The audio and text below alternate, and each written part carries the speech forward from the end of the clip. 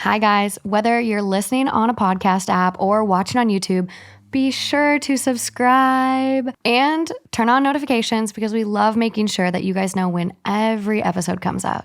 Thank you. What? I'm just thinking it just like sucked to get through an entire episode and then just like notice that my hair is like insane the entire time.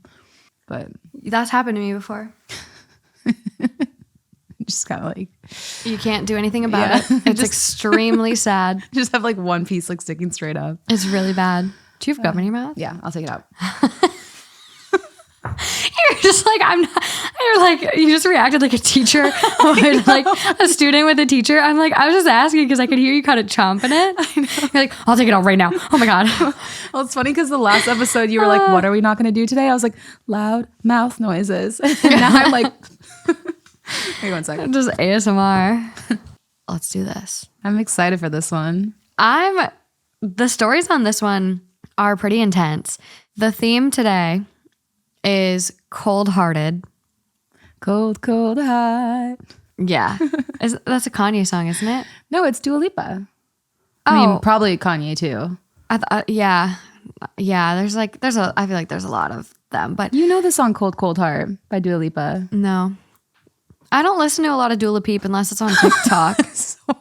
What did you just say? Dua Peep. Okay, that must be a thing, but I have not heard of that.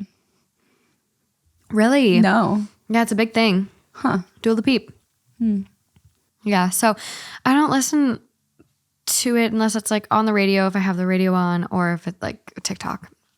Well, there's a song called Cold, Cold Heart, and it's really, really good. And since you told me we're going to do this theme, it's been stuck in my head. Oh. But the question I have, which you won't know this now, but she has this lyric where she says, I'm not the man that you thought I was at all. It's probably because she didn't write the song. Probably, but now I'm wondering who originally sang that song. I should have looked it up before this, but... Are you thinking the one with her and Elton John? Yeah. Oh, it's probably an Elton song. So that's what I was wondering. Do they redo the song together and he did it originally years back? What are the 3 Elton John Cold Heart songs? The pop icon's new collaboration single, Cold Heart, a mashed up remix featuring portions of his past singles, Rocket Man, Sacrifice, Kiss the Bride, and Where's the Shara? Is a part of his older songs, and then she kind of came in and remixed it. Oh, it's so good. I am boycotting because... Why? You don't remember? No. And this is the music industry. Wait, what? Oh. Yeah, it's ringing a bell now. Yeah. Justin has this amazing song, amazing song. And he actually wrote it with him, his music partner, and Lauv, the other artist. I love Lauv. And it's this really, like, it's such a good song. And she wanted the song. She was like, yes, I'm taking the song. Oh my God. Originally was going to release it on one of her first albums, like her EP that blew up, like was going to release it then, said, hey, not the right album. We're going to hold on to it still. So she sat on this song for the entire time I've known Justin, like almost like 3 years. Yeah. And then finally, like recently was like, released it. Yeah, sorry, we don't want it anymore. And it's like, it's just so annoying because it's such a good song. And like, just to like have someone toy with you for that long. It's fine if it would have been like, yeah, we're considering it. Okay, no, it didn't work out. It's out. But that's the music industry. God, yeah. And I'm just being a supportive girlfriend. It is a bop too. Oh, it's such a bop. And Lauv is the one that sings the demo. Oh my God, I didn't even know that. And it's really good. Wow. It's really good. I love him. So, you know. So, just like these stories today and Dua Lipa not picking Justin's song. Cold-hearted people. Okay, well, let's dive in.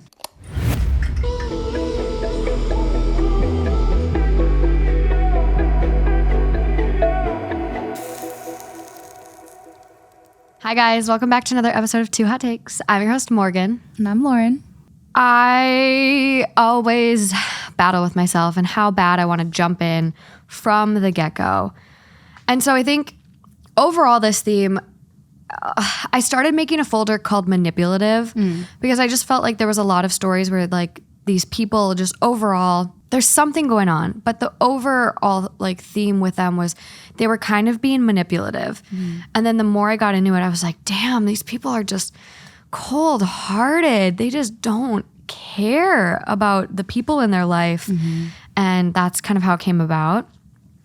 And this first one it's bad. So fair warning. Honestly, this whole episode needs like a trigger warning because every story is like very kind of like emotionally heavy and a lot. But I'll try to do my best when the stories come up to like really trigger warning them. Am I going to be shocked or am I going to be crying? I would say more Little so both. Like crying inside. Yeah, crying because you feel bad, shocked out loud. Okay. Okay. Let's do this. Am I the asshole for telling my dying son his dad is leaving me? I, 53 female, have a son, 26 male, with my soon-to-be ex-husband, 50 male. My dear son has a terminal illness and has transitioned from palliative care to hospice care. Needless to say, we're all devastated and have been hiding our separation from him. Unfortunately, the pressure of caring for our son and manipulation from a neighbor led me to a one night of indiscretion, and now my husband wants a divorce. He told me he wouldn't file until after our son passes away, and I was appreciative about this at first. But now I'm rethinking this and told him if he's not man enough to fight for the best thing that's ever happened to him, then I would tell our son that his dad is leaving me. My husband and our entire extended family are lining up and begging me not to do it. They said this news would devastate him in his final weeks and he doesn't have to find out. But it doesn't feel right to lie to him. He's a young man who should be treated with dignity while he's here. He deserves the truth and to know that his dad is giving up on our family. He doesn't need to be lied to and coddled like a child. I've already made up my mind, and that unless my husband agrees to counseling and to not file for divorce by tomorrow, I'm telling our son the truth so we can all have closure. It's his family too, and he should know that his dad is about to rip it apart. Where is the accountability here? There is none. None. There is absolutely none. This is a narcissist, right? I mean, this sounds like a very narcissistic thing to do. I know, and we really have tried not to throw that around. Like, we really evaluated how much we were saying it. Like, we try not to throw that around, but like this is... I haven't said that word in a long time. That's what I'm saying. Like, we've tried. We've really like not like said it. And I think you are potentially right. Like, there is no insight into anyone but herself. Like, he's willing to throw away the best thing that's ever happened to him. He's not willing to fight for us.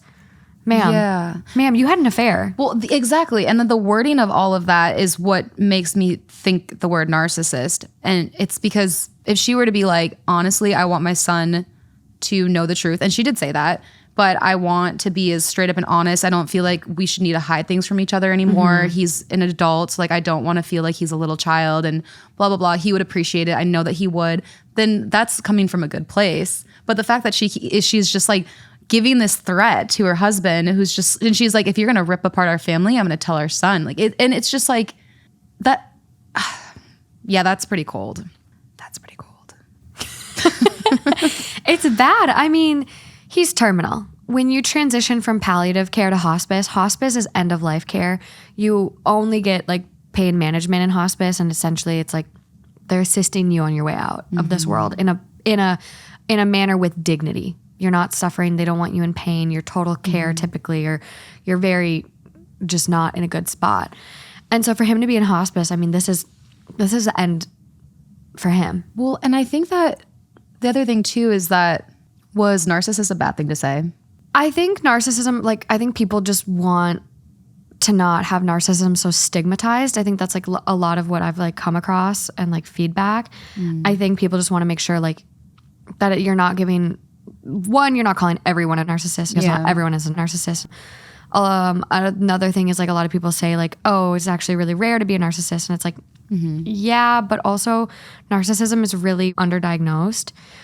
So I think it's just like, yeah, there are some people that are truly narcissists. Like you mentioned a TikTok about this guy who's a narcissist and like openly talks about his experience with narcissism, and like he's shedding like a different perspective on it, which I love. He's great. His TikTok's amazing. Do you remember his name? No, he's a black gentleman, and like we'll have to find it after the show. But I think people just don't want it to be like every story like, oh, it's narcissist. Oh, it's narcissist. No, and that makes a lot of sense. I was also just like talking to somebody about, so with narcissism too, there's a scale. All of us have narcissistic tendencies. Like all of us do. Every one of us. Yeah, it just depends on how manageable it is. And I mean, that's like that with a lot of mental health type situations. Absolutely.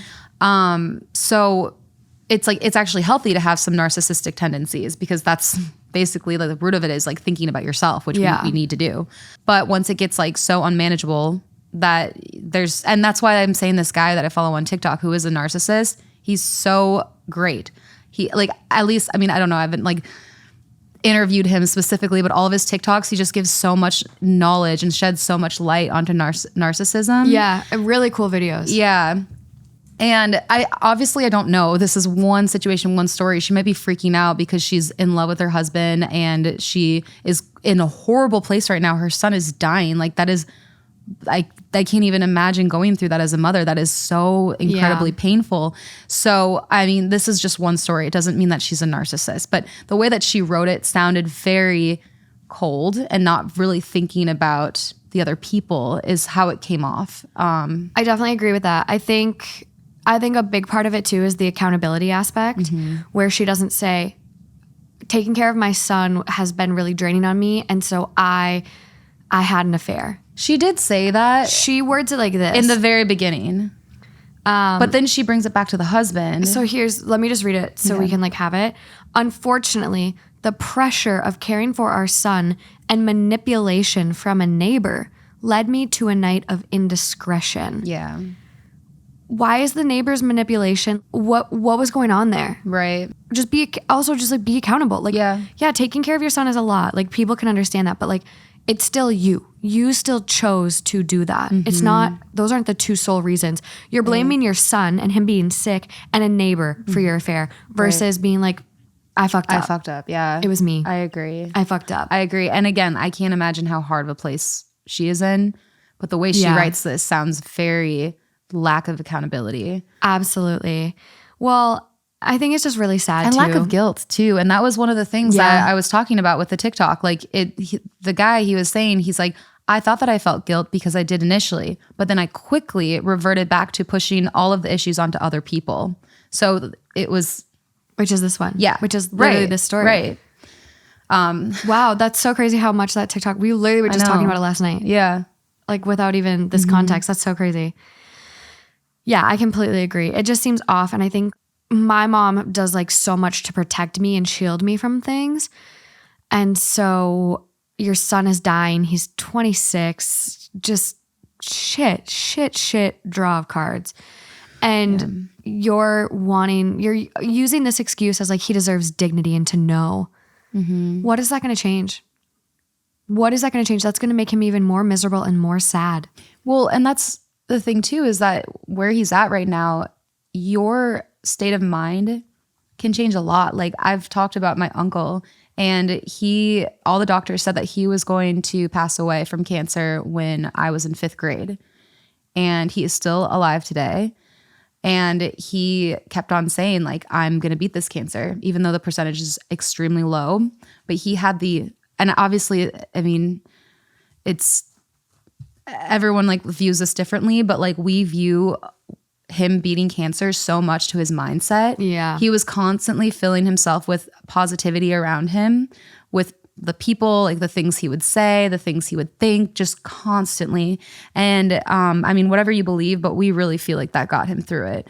Absolutely. So it's like stuff like this, just, yes, it sounds like your son is terminal, but it sounds like, why would you not at least try to put as much positivity in his life as possible right now? Absolutely. Why make his life any harder than it needs to be?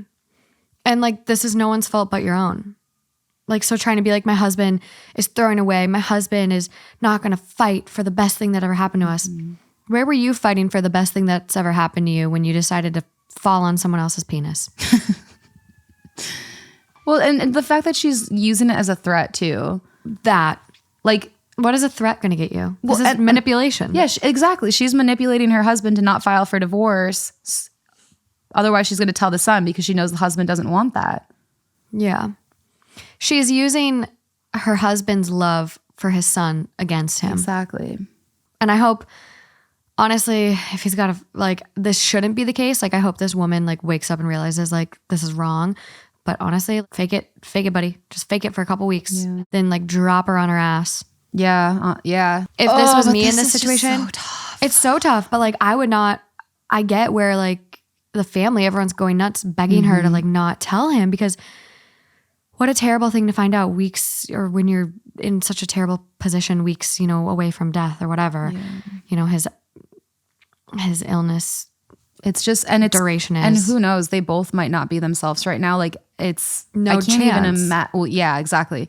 I can't even imagine how incredibly difficult. Yeah. So they do have an edit. I'm tired. No one is being fair to me, and I'm just too exhausted to try and reason with the vocal minority. So I'm accepting the judgment of the majority, the silent majority, who voted not the asshole but didn't post. I want to thank all of them for being by my side. To the rest of you, I forgive you for your abuse and hope the mods don't ban you all.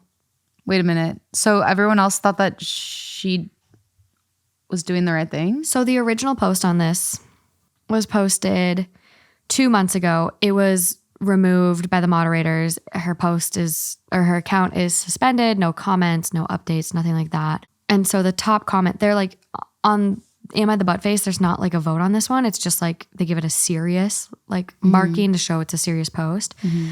And the top comment is, have you lost your mind? Why would you tell your son that?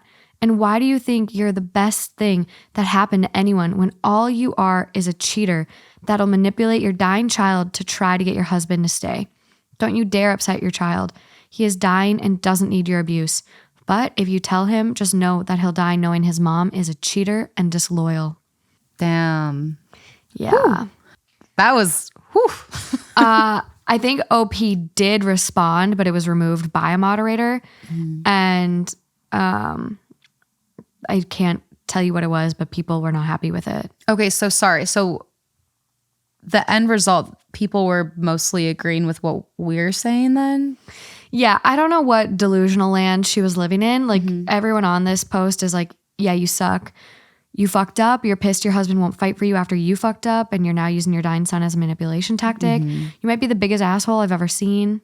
How are you so broken that you don't see how disgusting your behavior is? It's just like a lot of people calling out the manipulation. And what's funny too is what you said, that she was like, what did she say? I forgive you guys, or I to all the people. What can you read that again? I want to thank all of them for being on my side. First of all, she said the silent majority who voted not the asshole but didn't post. Do you have magical fairies talking to you? Is there something I don't know about here? I want to thank all of them for being by my side. To the rest of you, I forgive you and your abuse and hope the mods don't ban you all. So someone goes, like, they quote tweet, I'm accepting the judgment of the majority, the silent majority who voted not the asshole, but didn't post. I want to thank you all for being by my side. And someone goes, praying this is a troll post or you are the biggest narcissist I've ever encountered. Imagine using your dying son as leverage to blackmail your husband not to divorce you and somehow thinking you aren't in the wrong. Obviously, you're the asshole. There we go. There we go. There we go. That one's a bad one. Yeah, that's pretty rough. And it sucks. Like, you're never going to get an update from someone like that. Because, like, this was 2 months ago. And, like, by the sounds of it, her son was not well. But, like, you're not ever going to get an update from someone like that. That's rough. It is shitty. Another bad parent one, I think. Am I the asshole? I hung up on my crying ex as his wife was in surgery. I, female 31, have 2 kids, female 10 and female 8, with my ex, Pete, male 39. We share kids 50-50. Pete has a girlfriend, M, female 30. I can't stand her. We were together 7 years. Pete and M recently fell pregnant and the birth went real bad. I called Pete and he answered crying. He said M was losing a lot of blood and they had to rush her into emergency surgery. He said no one was with him. Her parents and his were on the way. He said that he can't see their son. I told him I'm sorry that it's happening, but I need to discuss our kids. He needs to send money for his pack of school photos. He kept crying and said he doesn't know what he'd do if M died, that she is his reason for living, his soulmate, and the love of his life. I got really angry about that. We had once been engaged. I told him I'll call him back tomorrow and hung up on him. Why I might be the asshole. Pete was a drug addict. Meth, our whole relationship. He would steal from me. He would disappear for days on end. He was emotionally and verbally abusive. When my nan died, he refused to drive me and only offered my father gas money to take me. We had also been engaged. I threw him out. He met M at the shops a month before he joined a 6-month rehab. She supported his recovery. I was once deeply involved with Pete, so calling M his soulmate was hurtful. I feel my reaction was warranted. When I called a few days later to talk about why I was hurt and hung up, he said he only wants to talk about the kids from now on and that he will respect me as their mom and not talk against me, but not as a person. M ended up being just fine. Please look at this from my perspective. The man I once dreamed of marrying, someone I truly loved, calling another person the love of his life. My boyfriend sided with Pete and called me an asshole. Am I the asshole? I mean, if I were her boyfriend, I would think that you're still in love with your ex. Clearly. Yeah. Clearly. So no wonder the boyfriend's like, hey, you're the asshole.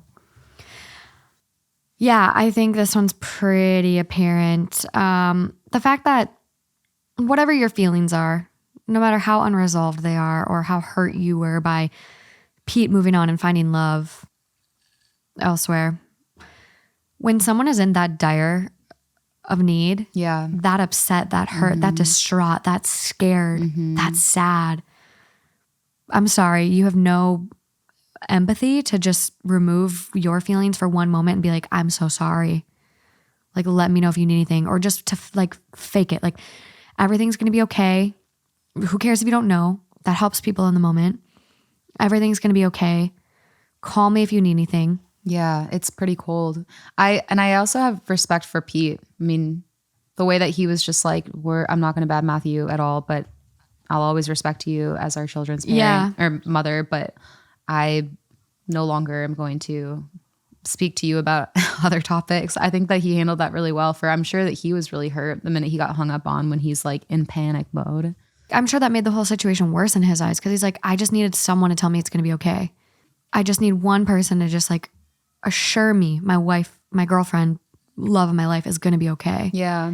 And all he got was, I need money for our kids. I need to talk about our kids. And I need money for their school photos. Fuck the school photos. Yeah. Those aren't going to go away. They'll be there. I called my ex once crying about another guy. Oh my God. But he was like, Lauren, stop. Holy shit, Lauren. I know, but it was so far removed and we've been friends for so long now. Yeah, no, I mean. It's my college boyfriend. I'm going to be honest. I went golfing with my high school boyfriend, shout out Dave, after like I broke up with my college boyfriend. And like he was just like my sounding board because like we had gone through a breakup together. Yeah. And like we were friends at that point, despite, our relationship and how crazy it was. And so, I think like him just being like, you know what, like he'll realize he fucked up like I did. Like it's fine. Like blah, blah, blah. Like he was a good sounding board. So I get where Pete's coming from, where they were engaged. They did share a lot of intimacy. They were really connected.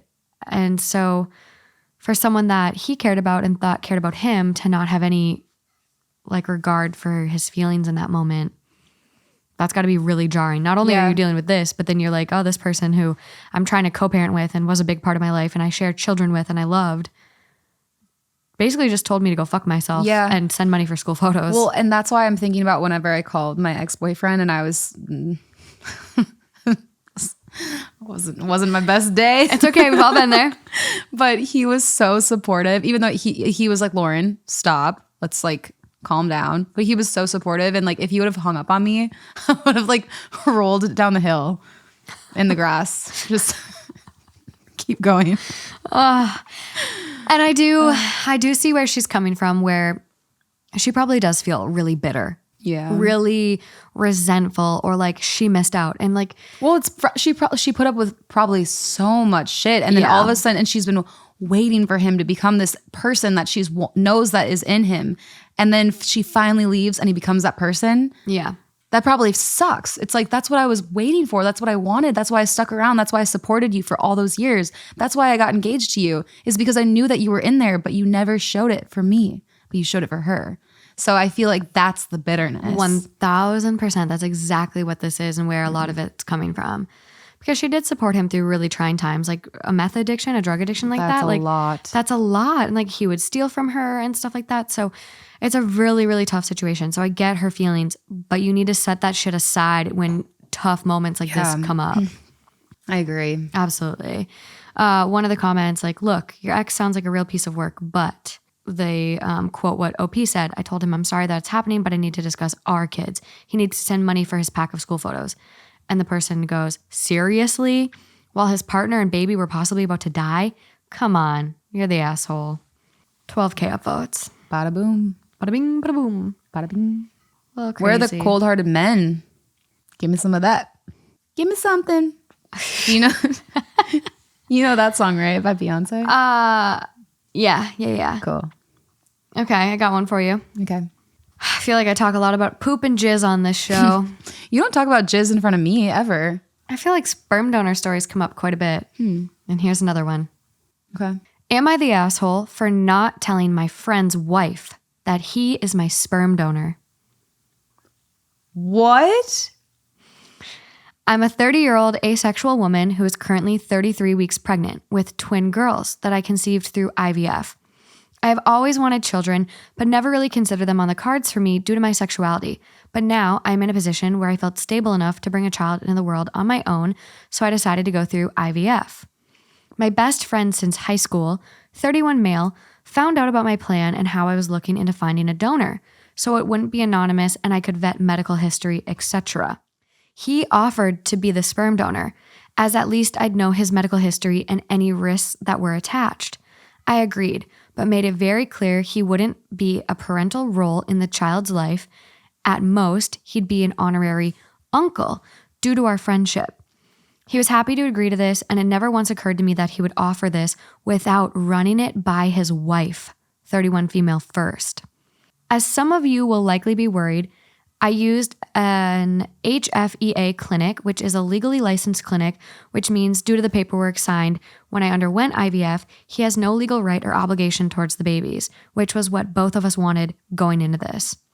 The IVF was a success, as my pregnant state proves, a little too successful perhaps, as it's twins.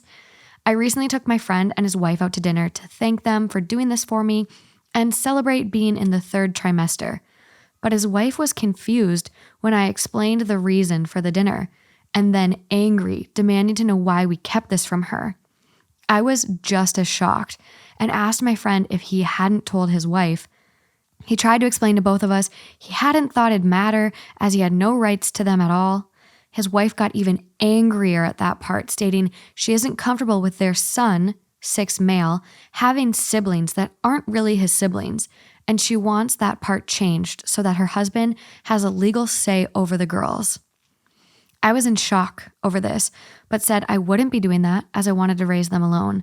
The 3 of us got into a huge argument, and his wife demanded to know why I wouldn't tell her that her husband had offered this in the first place. I feel very guilty for not checking with his wife first, but it honestly never occurred to me that he wouldn't have done that.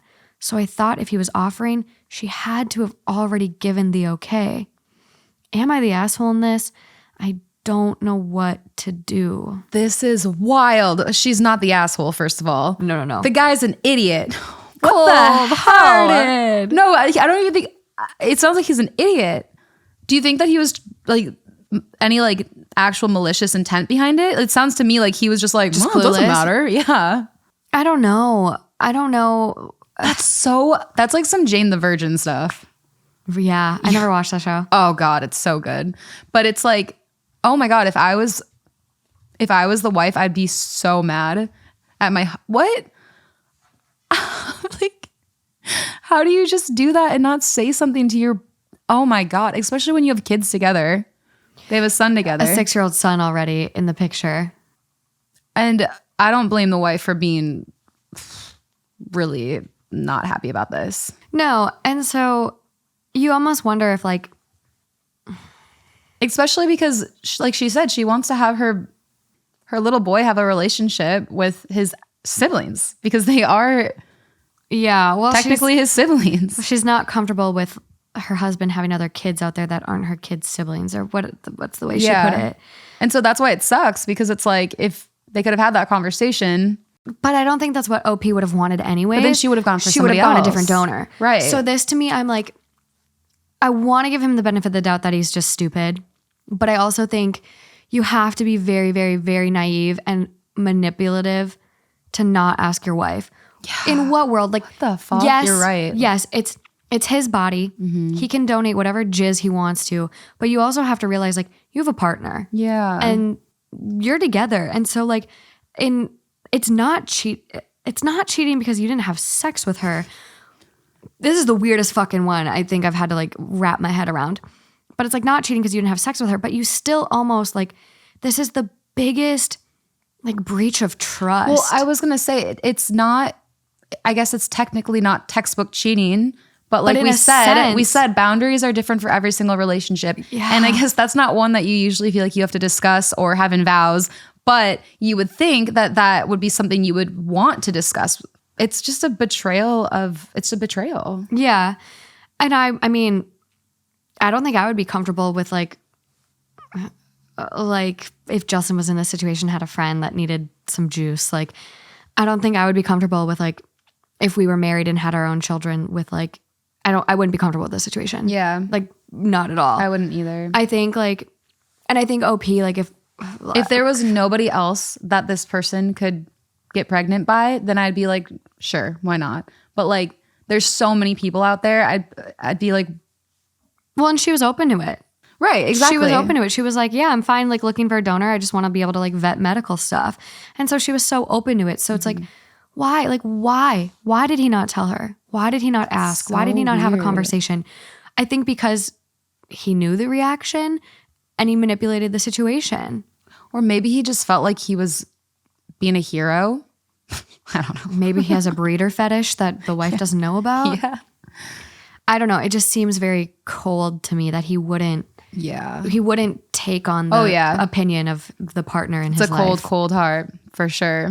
If I'm just thinking about my ex, if we were together and he did that, I get sad when he doesn't ask for my opinion on, like, shorts. I'm like, don't you care about what color I like? But I mean, I'm kind of kidding, but I would be very sad and disappointed if he didn't even, like, think of to consult you, to consider my thoughts. Yeah. One of the top comments, oh my God, so not the asshole. The fact that he has a son with his wife makes it even more confusing to me why he wouldn't have run this by her, or at least let her know he planned to do it. You did the right thing by thanking them as a unit, since married couples should be operating as a unit. Mm-hmm. And OP responds, if I had known she wasn't in the know about this, I'd have never agreed to using him because I assumed she knew. I just invited them both out to dinner thinking it was the best way to thank them. Mm-hmm. I honestly think, though, this is a situation where once the kids come, everyone's going to be happy because they exist. You know? But I don't think so in this case because there's no parental rights. Like, the wife is upset when the story kind of continued and she was first, like, mad about, like, the fact he did it. Then she was mad about the fact he doesn't have any parental rights.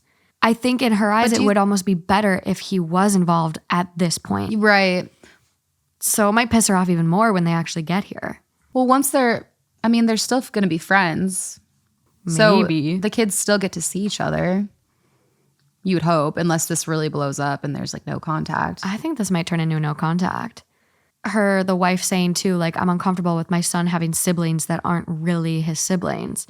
She's not telling those, or from the story at least, like, he's an honorary uncle. Like, there's not going to be mentioned that he's a dad. Right. It's a really sticky situation. That's why I said it makes me think of Jane the Virgin, but on purpose. It's a little crazy. So this next one is a story Lauren found. Mm-hmm. Am I the asshole for confronting my pregnant sister-in-law over a cruel Instagram post? My 30 female sister-in-law, 32 female, is 8 months pregnant with her and my brother's 32 male first child. They recently had a baby shower, which my sister-in-law asked me and my mother, 65 female, to help organize, decorate, and cook for, along with her own sisters and family. She's a very particular person and had some specific requests for the shower. but my mom and I were happy to help and ended up spending 20 plus hours and over $1,000 to plan the event along with my sister-in-law's family. On the day of the shower, my mom and I arrived and began setting up with my sister-in-law's family. However, after about 20 minutes, my mom started having symptoms of a stroke, and my dad and I rushed her to the hospital. We told my brother what was going on, but he opted to stay at the shower since his guests were just arriving, and I would update him from the hospital. I work in medicine, so this isn't an unusual ask in my family. My mom ended up being admitted, and the following day we were in the hospital scrolling on Instagram. We saw my sister-in-law's post/pics from the baby shower. The post caption said, quote, "Thank you to everyone who came today to celebrate our new little soul," and a, all caps, "huge thank you to my sisters," bio sisters tagged, and my mom tagged, who will be my baby's best aunts and grandmother. My mom and I were a little hurt that we weren't acknowledged in the post, but mostly shocked that she publicly posted that her family would be the best side of the family, pretty obviously omitting us. At this point, we also realized that we had not heard a word from my sister-in-law since the shower, 36 plus hours. No checking in on my mom's condition, and no thank you for everything we brought for the shower. I called my brother and sister-in-law to check in since we hadn't heard from them, and I also explained that they might not have meant it, but the post was hurtful, and I asked for an explanation. They said they didn't have time to talk about it at the moment, but the following day, my mom and I received a long-ass iMessage from my sister-in-law in a group chat, including my brother. The TLDR of the message said that I, OP, was making unnecessary conflict during an important milestone in sister-in-law's life, and that she would not be addressing the IG issue further because she is pregnant and trying to avoid stress.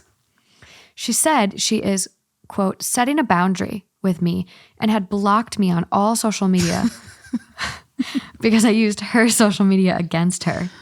She finished the message with, quote, "I would like to move past this civilly for the sake of our baby." So I'm super confused at where the aggression is coming from.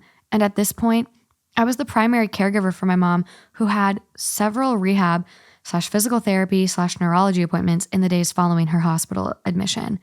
I explained this to my sister-in-law and asked to have a conversation to sort this out because iMessage arguments never make sense.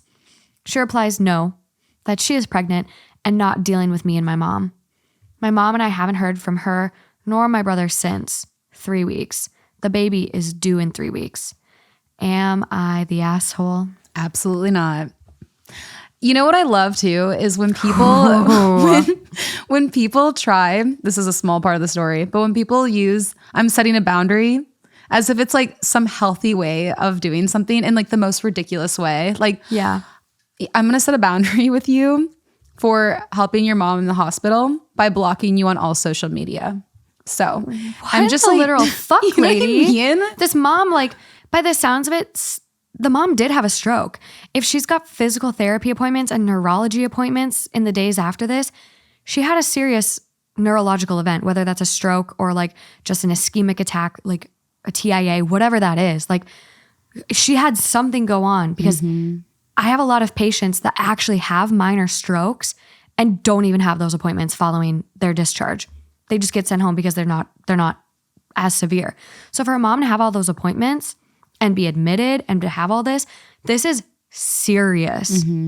I just don't know what's going on in somebody's brain where they put something like a party above somebody's health, their well-being, their survival. That I do not understand that. What's going on in your head?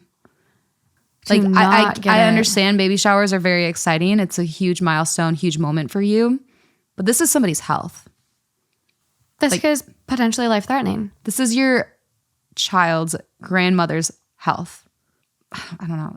This story, it's gross. It's gross. And I feel bad because obviously they're going to want to be in the baby's life, but I would not want to be in that sister-in-law's life. No. And again, unless that's just a one-off, but this situation is just like, well, and I don't want to like, oh, it's hormones, like whatever. No, I think she's being extremely self-centered and has tunnel vision for herself and herself only. And it's unfortunate that the brother is like letting this go and not not saying something to his wife, kind of not sticking his foot in the sand and like being like, no, this is my mom. Like, this is really serious. It doesn't even sound like the brother came and like visited the mom. The brother didn't give a fuck to check in on the mom. It's not like this was like a ploy to disrupt her baby shower. Which is like, that's what she is acting like, as if they were like, I want the attention on me, so I'm just going to pretend a stroke and then everyone's going to give us attention. Like, that's what she's acting like. No. And I understand there's a lot of hormones that are involved in a pregnancy. But I don't think this is hormones. Like, I don't think we can chalk it up to that. But the thing is like, even if it like she was, even if she did have a moment where it was just like out of character for her, she had multiple days to kind of come back down to like reason, you know? So it's like, that's why I agree. I don't chalk it up to that, because it's like, I think this is just a personality flaw, unfortunately. Yeah. Because 36 hours after someone was admitted to the hospital is a pretty long time to not check in. Like, I put myself in this person's shoes, and if this was my baby shower and Justin's mom had a stroke, I don't care about the baby shower. Like, let people come drop off their presents. Yeah. Like, but like, that's obviously more important. Like, agreed. You only have a certain number of literally minutes. It's typically 4 hours. Every hospital kind of has slightly different protocol, but if depending on this type of stroke it is, like hemorrhagic strokes you can't do because that's a bleed. But if it's a clot, like a thrombosis in the brain kind of stroke, there's this medication called TPA, and TPA can be administered within a 4-hour window. So if you think you're having a stroke, do not pass go. Get to the hospital. It's better to be safe than sorry. It's better to exaggerate and be over worried than like waste that time, because you get 4 hours to get that TPA, and it's like an extreme like blood clot buster, like a blood thinner essentially, and it just goes in and just busts that clot up. And I've seen people that can't tell me their name, they can't talk, they can't walk, they can't move half their body. Wow. When I like see them on evaluation, they get TPA, and the next day I come back to like reevaluate or like check in on them, and they're totally fine. There's no deficits. Wow. Well, and the thing is even if it wasn't a stroke, even if it was a false alarm, that's enough to like, there's something seriously that went wrong. Well, or even if there isn't, and there was just a concern, that shouldn't be something that you are bitter about. Like you said, be overcautious. I'm so mad at the brother. The sister-in-law. Sister-in-law is clearly cold-hearted, extremely self-centered, selfish as fuck, whatever you want to say. And the brother's a little bitch. Weak-ass bitch. Pussy-ass bitch. He's a goofball. He's a goofball. I'm still waiting for everyone's, this episode's going to come out before. / I don't know when that episode's going to even come out, so we have to mention it in this one. If it ever comes out. I know. Lauren and I recorded it. Lauren and I recorded an episode and we were sitting on it. But questioning it. We got a bulletin chalkboard type thing, and we want to hear like your mean, acceptable disses, because as we do this show, we maybe if you'll hear the same spiel if the episode does come out, but as we do this show, we learn like certain things that aren't acceptable to say. Like the last episode we did, or like 2 ago, I like said pansy, and I literally Googled pansy, and the top result and all I saw was like flowers. Clearly pansy's offensive. It's like not the case. So we want to hear your appropriate mean disses that we can use on the show when we're feeling flustered. You know, I actually never said pussy ass bitch until I met Sarah. Because Sarah Vollmer. Because Sarah used to always call me a pussy ass bitch if I didn't take a shot with her. Now that she's all wifed up with her boyfriend, though, she doesn't do that anymore. But no, I will say the conversation you said about like the boundary, like just because you said, what did you say about the boundary? Like just because someone draws a boundary, like doesn't mean it's necessarily right or valid. Or no, like not even that. I think that the whole concept of boundaries, that's a huge like therapist term. Like that's like something where it's like, you should be setting boundaries for yourself. What makes you happy, what's not, what's crossing the line. Like you got to protect yourself, right? Yeah. I think it's so funny when people use it in such a toxic way. And, and it's like my friend and her ex, they had this moment where she was explaining to him what her boundaries were. And she was really articulating herself very well. And then he responds back to her and goes, my boundary is no. And she goes, that's not a boundary. He goes, it's no. Oh my gosh. Like that's not constructive. That's not how it works. He's like, I'm sorry, but I'm setting my boundary. It's no. That's so funny. So the reason that reminded me, as you were talking a little bit, I was like searching our updates and do-overs episode because there was a comment that kind of reminded me of. And it's a comment by Shard Star. To be honest, I think there's a conversation to be had about how valid some choices and boundaries are. Hear me out. I advocate for people to make their own choices and set their chosen boundaries. However, you have to wonder how much of a person's choice is really their choice, or if it's something they're conditioned to choose with far less free will. Like the woman choosing to remain in a clearly abusive relationship with a 40-year-old man who's a shitty fiance. Same with boundaries. Would you take a man seriously if he says his boundaries is social media because Instagram is cheating? Of course not. Equating that with a stripper boundary, but perhaps the reason there's a boundary for him and he's so serious about it is because he's insecure. I just think there's a place to criticize certain choices and boundaries when you focus on their background rather than chalk it up to, quote, it's their choice / boundary, so it's immediately valid. And I think that is exactly what you were saying too. It's like, just because it's someone's boundary, like doesn't necessarily mean it's valid. And we've come up with that in other stories too. Like the episode I did with Drew, Unhinged, there was a man that wrote in that was uncomfortable with his partner having girls' nights in. And he said it was a boundary for him. He said it's like misogynistic and she shouldn't do it. And it's like, but that's not a valid boundary. And so that's when you then have to decide like, okay, if that's their boundary and they're fucking sticking to that and there's no way around that, then that's where you, as like the person in that situation, need to decide, well, if they're not changing that boundary, am I okay living with that boundary? Because like not all are valid. Yeah, and I think that a lot of times when we're speaking about boundaries, it is more of that bigger picture where it's just like, okay, I know what my significant other likes and what he doesn't like. And does that fit into my world? Is that something that I could live happily with, or will that always bother me? That is a boundary that you set for yourself. Am I okay with this? What am I okay with and what am I not? Am I okay with not having girls' nights? Will that make me happy? No, I want to have girls' nights. That's my personal boundary to myself, and I need to know when I need to leave. Absolutely. And it's sad that the brother is like looking at this and not saying anything. I know, it's so sad. The top comment on this one, not the asshole. That's a shitty passive-aggressive IG post, and being pregnant doesn't absolve her from accountability, which we haven't even touched on the Instagram post. How fucking mean, girls. So rude. What? And then the fact that she's like, I don't have time to discuss this right now.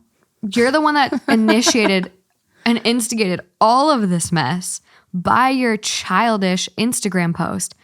And then it's like, I'm going to block you on all social media because my social media is what causes problems. Because you're using it against me. Yeah, how she worded it. You're using it against me. No, you're just being a petty bitch and I'm acknowledging it, which is what you actually wanted. You just didn't want me to say anything. Yeah, she wanted it to be known how she felt. Oh, yeah. What was she supposed to do? Stay at the party while she had her fucking stroke? People these days, man, they're wild. Cold-hearted bitch. Okay. Okay. That was a rough one. On the tangent of baby showers, there probably should be a trigger warning on this one. It does mention miscarriages and it's pretty fucking heartless. So, am I the asshole for making a joke at a friend's baby shower? So, an old friend and his wife invited me to their baby shower. They've been trying for years to get pregnant and finally succeeded through in vitro fertilization. For their shower, they only asked for diapers of various sizes. I obliged and bought a box of size 1 diapers. Now, my old friend and I always had a dark sense of humor, so I decided to include a card and taped it to the size 1 diapers. In the card, I wrote, quote, I didn't get a larger size in case you couldn't use them. Sometimes tragedies happen. I figured my friend would read it at home and have a laugh. They weren't going to be, quote, opening gifts since everyone was supposed to just bring diapers. Well, it turns out I was one of the few people who actually just got diapers. There were presents of every kind, and they opened them at the shower in front of everyone.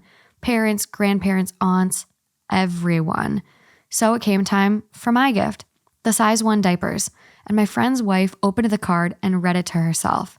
She gave me a look of hate and stormed off crying. I was mortified. A few of her friends and family members followed after her. Everyone else at the shower, maybe 40 people, stared at me and began questioning what I had done. My friend picked up the card and I signaled him to go outside. He read it and explained to me that his wife had had multiple miscarriages and was in therapy to deal with the fear of losing her child. Am I the asshole for making a joke that I thought my friend would like? Oh, yeah. Yeah. That makes me want to cry, honestly. It makes me want to cry. The fact that she, like, already, even without that, that's not a funny joke. But the fact that she's had multiple miscarriages and is going to therapy because she's so afraid of losing this one, like, that just hurts my heart. It's heartbreaking. It is absolutely tragic to have to experience that. And then to have someone like, what is literally like, you're finally pregnant, you're about to the finish line, you're having your baby shower. This is supposed to be the moment of like total utter bliss. And to have someone come in and just like literally take a knife into all your old wounds and just like in there and just, haha, only got size 1 just in case the baby dies. Oh my God. What? This stuff like this though, it sucks because it's almost like a Chris Rock type of reference where it's like, I'm sure this person wasn't trying to be awful and probably feels so shitty now. At least I hope. I hope they're not like, haha, it was funny. But like, also like, I'll let you finish. No, it's okay. I was just going to say, I'm gonna let you finish. Yeah. I was just going to say it's one of those things where it's like unquestionable. Like that was not appropriate and that was not cool. And that was very heartless. But because it was one of those things where the way that it's read, it doesn't sound like this person was trying to be mean. Rather, they're just trying to make someone laugh. And it was so off, you know? Yeah. And that's why it's like cringeworthy because it's like, fuck, like. I know. I want to give them the benefit of the doubt, but. What do they say in this post for the response? Like, did they think that like it shouldn't have been responded to that way? Well, I'll get there. Okay. Like, no, he's obviously the asshole. No, but I'm saying like, does he acknowledge that he feels horrible? I'll see if there's any comments. I do just want to like point out like they've been trying for years to get pregnant and have finally succeeded through IVF. Not always the rule. Like maybe this is the exception, but like typically people that struggle with for years and go through IVF and go through all these struggles, like there's a chance they had a miscarriage. And so like you already knew that information and then to still make like a dead baby joke, like I don't get in. And I think like people use like, oh, I have a dark sense of humor. Like, oh, it's just a joke. Like, no, this is past that. I agree. And if this is your sense of humor where you're going to come in and write this on a card on someone's, again, like supposed to be the very like exciting day for them, you need to reevaluate yourself. That's why I'm really curious how this person responds. So posted 2 months ago, post was deleted by the person who originally posted it, meaning they probably realized how bad they fucked up. Top comment, you just said to a couple that has been struggling to conceive to the point of paying for IVF, quote, haha, what if your baby dies? Ha ha ha ha. And you want to know if you're the asshole? Yeah, you're the asshole. When someone goes, basically this, as someone who is trying to conceive, has had several miscarriages, and also has a dark sense of humor, if someone put this in a card to me, they would be out of my life so damn fast. You are extremely insensitive, OP. And comments just kind of go on, like sharing their own people. And someone goes, people with dark humor always just have the shittiest fucking jokes ever told. Again. Well, and that's what I was telling you earlier today. I had a friend back in grade school who made the worst dark humor jokes. And it got to the point where like back when you're younger, it's like you kind of like, haha, whatever, move on. I was like, I can't even laugh at this. Yeah. I can't even give a little bit of a giggle because it was just not funny. They're just mean and dark. And it's like and that's how people learn not to do that anymore, is to be incredibly embarrassed. And that's why this situation, like assuming that OP is like a decent person, they'll never do this again because that's probably traumatizing how embarrassed they are. I'm sure he feels absolutely terrible. Yeah. Terrible. Yeah. Like, went Which so far, he should. Yeah. I mean, went so far as to delete their account. I mean, there's no, by the looks of it, there's no comments throughout this. So hopefully they learned their lesson. Yeah. Because this is really bad. I agree. Extremely cold-hearted. I know. It's so sad when people make such shitty jokes and they're just like trying to get a laugh and it's just like, no, it's so bad. Makes me feel sorry for them because I'm just like, oh. Just how clueless they are. Yeah. So I have one that was posted on the Two Hot Takes subreddit, and I really liked it. So thank you, Orange Peaches. So it goes, am I the asshole for telling my mom she is too old to be crying about a man? My 15 female mother, 37 female, had a baby 6 months ago, and she has been acting very sensitive about everything. It has been really annoying for me, but I have tried to be tolerant with her. The issue is that yesterday, when I was hungry and wanted to order a pizza, I found my mom in her room crying. It is not weird for her to cry. She has been very emotional, but this was different. She was really crying in a very intense way. I asked her what happened, and she told me. She said after putting the baby to sleep, she went to see my dad and tried to kiss him, but he didn't let her because he said she smelled like baby puke and that he was busy working. I became frustrated with my mom. She was a grown woman crying because a man would not kiss her. It is so dumb. I haven't kissed anyone yet.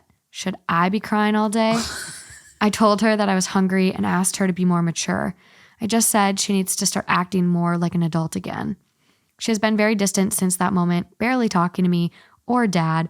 I think that maybe this was too harsh on her, but I was just being honest because I'm tired of her acting like this. Am I the asshole? You're mean. I know. I don't want to go too hard on her Because she's young. She's 15, but yeah. Which also, so her mom had her when she was 17. You said she's 32, right? 37. Oh, okay. Then never mind. 22, which is still, that's young. Yeah. That's very young to be a mom. Yeah. That's interesting. Like, how did she grow up without having that that emotion, empathy, that capacity, emotional intelligence? I don't know. Just it's like if her mom is comfortable showing her emotions, you'd think that the way her mom raised her, that might kind of like seep into her own life. And the fact that she's looking at her mom like, get over it. You're crying because a boy won't kiss you. Loser. I haven't even kissed the boy. Okay, but 15 is a tough age though. They're kind of you're finding yourself, you're finding your identity. You're oftentimes battling with your mom. Yeah, I know. I was a brat when I was 15. Except my mom always is like, no, you weren't.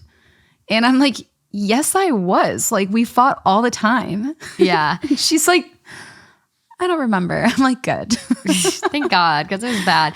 Mine definitely does remember. So I don't have that benefit. But it's tough. It's a really tough age. So I don't want to give her too much shit.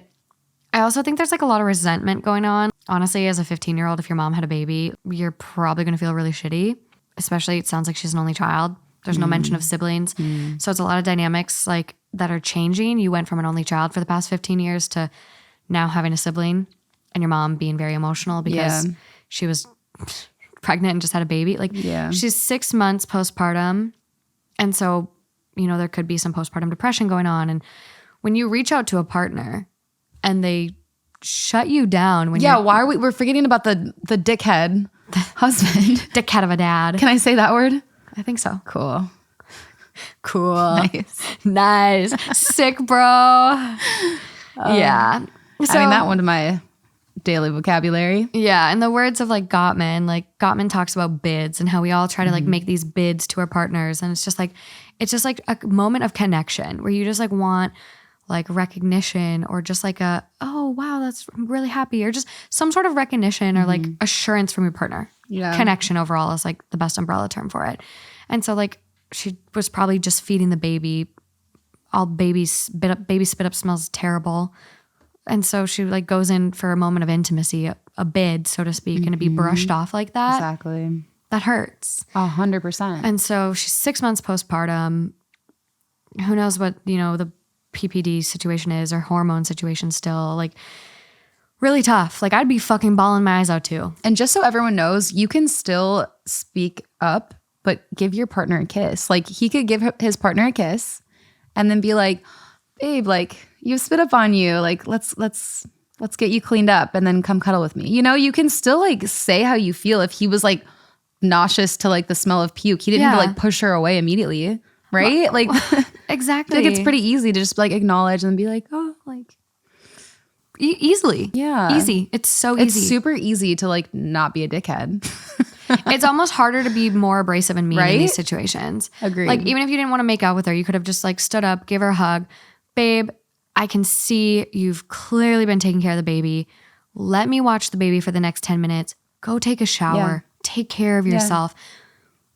Like, and why do you think she smells like spit up? She's working her ass off being a mom. Exactly. And if you took time to get to know your partner at all, you would know that this is going to make her upset, which is going to make it a bigger deal. So if you don't like, it's just like common sense, honestly. Well, and it sounds like they've been married for a long time because OP, the girl says like, oh, she went to go see my dad.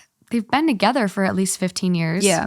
Maybe longer. Mm-hmm. So you're telling me you don't, like, are you just over your partner? You don't care about their feelings anymore? And you see her go and cry after this. Yeah. You're in the same house. You don't hear her sobbing. Mm-hmm. Come on. I do also get vibes that there's a little resentment from the daughter too, because she said after putting the baby to sleep versus like, oh, she said, and this is me, I overanalyze a lot of things. Instead of saying like my sister or brother or whatever is the, I don't know. Yeah, it just seems very like removed. Yeah. So like grow up, be an adult. Like you need to take care of me too. I need food. Yeah. Where's my pizza? Yeah. 15 is still young. It's so young. You don't know who you are at 15. No. You're just like you're just a little growing little nugget. Yeah. So it is hard. Let me find the top comment on this one because it's a screenshot on the 2 hot takes thing. The top comment on this one: no one is ever too old to have feelings or express their emotions, but you're too old to need your mom to spoon feed you pizza while you turn up your nose at her distress. Give your mom a kiss and go ask your dad to make you a snack, and perhaps you can both go on an adventure to look for a working heart. You're the asshole. Some of these comments are just like zing. 44,000 upvotes. Oh, wow. Yeah, and we thought we were worried about us being too hard on her. Like this comment really tore into her. That was kind of poetic, to be honest. Well, I didn't read this at all. I just had like the screenshot of the story. And so it's interesting that they mentioned like go look for a working heart when this is literally a cold-hearted thing. That is hilarious. It was meant to be. It was meant to be. What I really appreciate is on the THT, like 2 hot takes subreddit, one of the comments on this is from someone, it's actually from Orange Peaches, the one who shared it. And they go, I studied sociology and gender/women study in college. And this is a huge phenomenon, LOL. Like daughters aligning with their fathers over their mothers due to the social roles of fatherhood versus motherhood. So dad is the fun, nice one, and mom is the mean one / the bitch. So when you're little, it's you and your mom existing really as one unit. You rely on your mother for literally keeping you alive, and your mother takes the caring role, making you one unit. But then as you grow, there is a separation of child and the mother, and that mother wound can manifest as an apathy or hatred towards the mother. An X of this is when teenage girls and their mothers switch from being best friends when they're a child to enemies and fighting all the time once they're like 13 or so. It's an interesting and kind of sad thing to see because it is really just a whole manifestation of internalized misogyny / patriarchal roles / the objectification of mothers. Maybe just interesting to me because sociology brain, but yeah. That's super interesting. I know. I think there's a lot of deep issues with that where... well, I feel like everybody fights with their parents when they're like turning teenagers. Like, I feel like that's pretty common. Not everyone, but like it's pretty common to like all of a sudden go from being like besties, do whatever they say, to kind of like having some resistance because now you're kind of starting to... You're trying to set yourself apart. And you're trying to learn more about the world and become more of an individual and not just like do whatever your parents say. Yeah. And so there's like resistance just in general, I feel like, turning that age. For sure. But it is really interesting to hear kind of like the psychology behind some of the situations that go down. Yeah. Well, there's another comment too after from Banana Sam 98. and they're like there's something similar. I can't remember off the top of my head. And then they go edit because they went and found it. It's from a psychology book by Bonnie Burstow. The quote is, quote, often father and daughter look down on mother, woman, together. They exchange meaningful glances when she misses a point. They agree that she is not bright as they are, cannot reason as they do. The collusion does not save the daughter from the mother's fate. Damn. Yeah. That hurts. That does hurt. It hurts. I think Definitely never happened in my dynamic. But I think that's also in part because I have a divorced family. Yeah. So it's very separate. What I've found looking at my own psychology research and stuff like that is girls will oftentimes battle more with their moms than boys battle with their moms. And girls are typically better at setting boundaries with their moms than boys because it's traditional, not always, but it's more common for girls to go through these boundary, really pushback years with their mom. So it's just interesting. The psychology behind all of this is so interesting. I really hope the original writer found something within these comments that wasn't so hurt that she almost got too defensive to take it in. No, that is not how you get through to someone, is say something so harsh.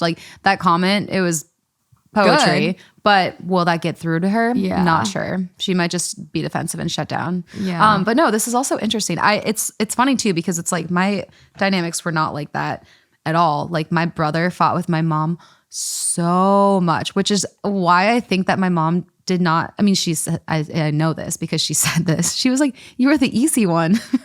So even though me and my mom fought, she fought a lot with my other siblings. Yeah. So, but yeah, you're the baby. That's true. Birth order plays a big role in it For too. sure. My brother was such a rebel though.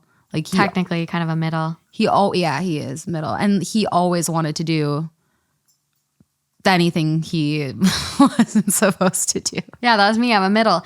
It's hard too because not only is birth order a big thing, but gender of the kids or how the kids identify, because my oldest is a boy, but we have an 8-year age difference. So he was an oldest child, but I was the middle child, but also kind of had some older child tendencies. And I'm the middle, that's a girl. And the only girl, my younger brother, we're closer in age, 2.5 years, 3 years, but the baby.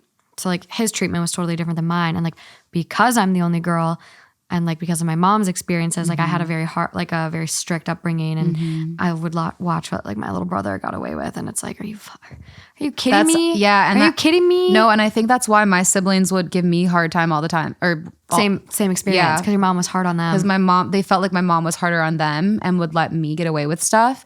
And so they were like, "Fuck you, little runt." You little rat. You little shit.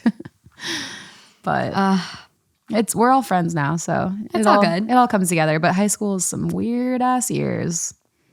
Growing up is hard. Growing up is fucking weird. It's hard. It's so just hard. Being alive is weird. I literally get so tripped up when I just think we're literally just little ants floating on this big rock spinning through the universe. That's in an abundance of other universes that only exist because I just it's very easzy for me to slip into an existential crisis. Yeah. I don't even want to say crisis, but just mindset. All of a sudden I'm God. You're whoa. Yeah. What just happened? I was on a walk yesterday and I was like, life. That's weird. Did you have a gummy or something? No. Shit. We should have one after this. We should. Oh, we should do an episode. I was gone for a while, and now you know why. Last night. I didn't even realize. What? I was gone for 3 hours. Maybe 2. What was I doing? Working. I don't know. You were on your computer. I was editing. Oh, no. Wait. I was editing. Yeah, you were. I was editing the Father Knows Something episode. Yeah. Which, if you want to talk about cold-hearted, the Father Knows Something episode that came out that I did, it's called Choosing Yourself. There's some cold-hearted bitches on that one. Oof. Not the people that wrote in, and not the listeners, but some of the people in the stories. Mrs. Terry, I'm still a little mad at. Yeah, Mrs. Terry. I've been listening over Morgan's shoulder when she edits and she plays something 10 times. And I'm like, yeah, I know this story really well now. I think that's one thing I like about Father Knows, though. A lot is that we do get a lot more updates because they're actual listeners writing into us and not just Reddit, a one-off. So This is the Father Knows Something plug it's turning into. So check it out. It's really good. I got invited actually, so I might be showing up there one day. So It'll be good. we'll see if I get the invite again. You can come on. Yeah, you can come. Cool. Nice. Sick. Sick. Awesome. Rad. So I was going to say rad too. Wow. So rad. Okay. Let's get this next story. So last but not least, also very triggering for those that have struggled with cancer. Here we go. My wife has breast cancer and I want a divorce, but I'm afraid to tell her. This is the hardest thing I've ever been through in my life. Both my wife and I are in our early 30s and have a 2-year-old daughter.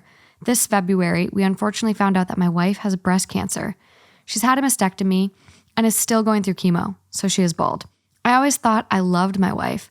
She is the sweetest, kindest person I know, and she's done so much for me. But I'm just not attracted to her anymore. What? Like, because of this? I know she knows because we haven't had sex in 2 months, and I can see the pain in her eyes. I hate to say this, but she disgusts me now. What the fuck? I just want her to understand that it isn't because she's a bad person. It's just that as a man, I want someone I'm attracted to. Oh my God, leave. Oh my God, leave. I do her the fucking favor and get the fuck out of there, you asshole. Sorry, normally I let you finish them. Proceed. I don't know whether I should make something up and say that I've been wanting to get divorced for a while or just tell the truth. I also don't want my little girl growing up to hate me for this, but I'm sure her mother will tell her I'm a horrible person. Then again, I don't know if I want to be in my daughter's life either. What? This is really bad. Is this post a joke? I hope so. She might grow up to be unhealthy like her mother, and what guy wants to be tied to unhealthy females? Oh my, okay, I need to like take a break. I'm not well. We aren't programmed that way by evolution. Oh my God. Although, I'm laughing, I'm so uncomfortable. Although I'll have no problem paying a reasonable amount of child support. Wow. Hero. Fucker. Cold-hearted. This is horrible. Fucking bitch. Oh my God. Like, please actually be a troll, because if this is a real person, but people do this. We actually had a story, me and Justin, a couple weeks ago, where this guy stole his ex-wife's like bracelet back because she owed him money because he paid her cancer treatments. And the wife told the new wife, the ex-wife told the new wife that he divorced her because she got sick with cancer. There's people like this out there. Cold-hearted. So, top comment on this one. Yeah. Or one of them, I should say. They quote what he says. I'm sure her mother will tell her I'm a horrible person. And they go, you leaving your wife because of something that she cannot control and did not ask for. And furthermore, this is a time when she needs your support most. You are a disgusting, horrible person. Yeah. What about through sickness and health, you motherfucker? I know. Can I say motherfucker? Yeah. Cool. So OP goes, I would have no problem supporting her financially for a year until she can go back to work. I'd also pay a reasonable amount of child support. Wow. So later the end, so Thank you. Someone goes, you're trolling, right? And OP responds, I wish. I never imagined myself being in this situation. Wow. Well, all I can say is that he should leave because he'd be doing her a great favor because good riddance. Get rid of him. Jesus Christ. Good riddance. Crazy to me. Absolutely crazy to me. Like the fact that he ended off, I'm not sure if I want to be in my daughter's life either. Because your wife got sick? Like, what's wrong with you? Yeah, there's you literally genes. have zero heart. Zero. I don't know how you could. This is insane to me. It's pretty disgusting. This is a real life Grinch. No, the Grinch had a happy ending. This guy is. Well, they just said that the Grinch doesn't have a heart, so that's what I was referring to. Yeah. Yeah. Not according to the girl that has a fetish for him. Well, he eventually has a heart, and okay. You missed that episode. Okay. I'm making a lot of other episode puns today. Okay. There's an episode with Stiff Socks where this person has a Grinch fetish and wants to be fucked by the Grinch. And so she like wanted her boyfriend to dress up like the Grinch. I could see that being kind of hot. Okay. Okay. Here we go. People were finding it hard to believe, but we got one right here, folks. I'm just kidding. Yeah. Okay, so- wait. Actually, what would be something that you would role play? Like if you had to pick something. 5 minutes later. I don't know. Nothing really entices me right now. I think if anything, I think it'd be really, really fun to like have you seen that show on Netflix? Oh my God, this is gonna make me sound like I'm in a furries. But have you seen that show on Netflix? It's the dating show where they put a shit ton of makeup on them and make them look like crazy animals. No. And so they're so like unrecognizable. Okay. But I think that would be really interesting if you like just had like a fucking beak and you had to like still navigate like a blowjob or something. And like, you haven't seen the show? Oh my God. No. It's called Sexy Beasts. No, I've never heard of that. And so it's a blind dating show, and they're kind of playing off like the Love is Blind thing, but they get to see each other in person, but they dress all of them up as like characters. So this one was like this one's a dolphin. Holy, how have I never heard of this This before? one's like a big mouse, a gargoyle, a baboon. I wouldn't want any of those ones. No, I just think it'd be really. This one's hideous. Oh, so they don't actually like hook up? They just do Some the of makeup? them, they don't hook up, but well, so kind of. Some of them do try to make out with this stuff on. Okay, but that's it. Not like it's not like the part of the show is role playing. No. Okay. But I think something like that, like or even like just like absurd makeup, or like wearing like a grandma and grandpa costume outfit with like the full makeup. I don't know. That's the only thing that really Do you know entices how me. they say like the sex position like starfish or whatever? Yeah, my the girl favorite. just like the girl just like lays there. It's like, well, when I was in Brazil, a guy was asking like, "What's the guy version of starfishing?" And still starfishing. my friend goes, because we were in Brazil, and she was like, "It's Christ the Redeemer." Oh my God. That's quick. Yeah. That's quick. Anyway, Well, that is all I have for Cold Hearted. We got to hop over to Patreon story for this one. oh okay. It's not any better. Oh shit. Doesn't get better over there. Okay. But yeah. I hope everyone is okay after this episode. It's pretty tough. Take a walk. Take a deep breath. I told Morgan Drink earlier some today- tea. I told Morgan today, I was like, I want to be a little bit meaner. And I looked at Morgan's dog, Holly, because she doesn't like people she doesn't trust. She sucks. And I looked at Holly. Oh my God. I looked at Holly and I was like, I'm going to be a bitch just like you, Holly. You were pretty nice on this episode. I mean, we'll see. We'll see what happens in Patreon. Okay. Well, here we go. Here we go. Oh, should we give people a palate cleanser? Yeah. Okay. So this is actually a tweet about a Reddit post. It's from Noah Michelson, Michelson. I just saw a Reddit post by someone with extreme anxiety asking how to order a sandwich at Subway because they've never tried it. And so someone replied and wrote out a step-by-step instruction without being snarky or judgmental. And it's the kindest, sweetest thing I've seen in months. I know. So freaking cute. That reminds me also, I just saw this TikTok where I think I sent it to you as well, but Yeah. it was a delivery man and they left out money for him and a card. Oh, yeah. And he signed thank you. And he said his mom just had passed away and you don't know how much it means to him. He signed my thank you God. in the video camera. Aw. Oh my God. It was the most precious thing You ever. did send me that TikTok, and I was like, I got to save it for breakfast. Oh, that's right. I was like, I'm bawling. You were like, I can't cry right now, Lauren. I'm not emotionally ready for that. I'm not emotionally capable of crying anymore. Like, I got to put it off till breakfast. Yeah, no, it was a rough day. Yeah.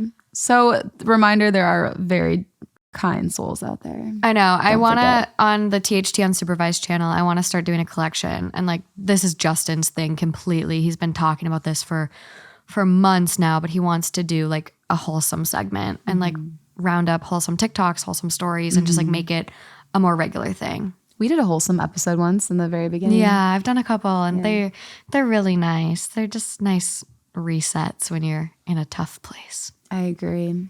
Okay, but that's all I got. So until next time. Until next time. Bye, guys. Bye. And a special thanks to our partners. I'll be sure to put all of the links in the description.